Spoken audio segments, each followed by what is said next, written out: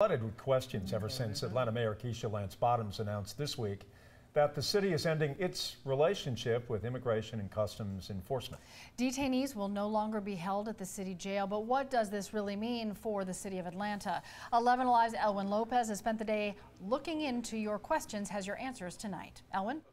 Now the city of Atlanta has told ICE it needs to get out of its jails. We received many questions from you, as you said, Cheryl, and we've got you covered. Here's what you want to know.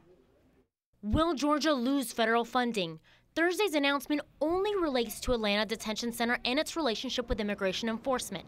The city of Atlanta will still continue to hold detainees for other federal agencies, just not ICE. To be clear, keeping detainees for ICE was profitable. The U.S. government was paying the city $78 a day for each detainee.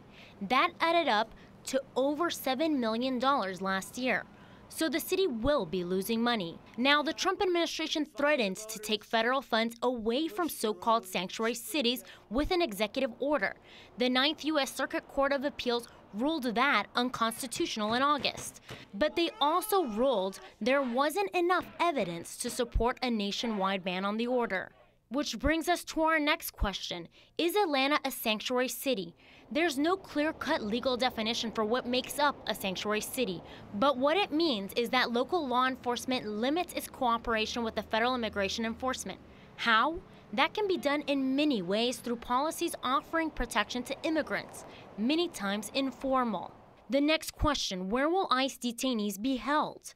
ICE says Atlanta jail only accounts for about 10% of ICE's detention capacity in Georgia. So where will ICE detainees go? There are 3 other federal detention centers in Georgia, hours away from Atlanta, in Lumpkin, Ocilla, and Folkston. So just to be clear, as an immigrant or a non-citizen, if you are arrested by your county's local law enforcement, you could still get an ICE hold and be sent to one of the other 3 federal detention centers in Georgia, just not Atlanta jail.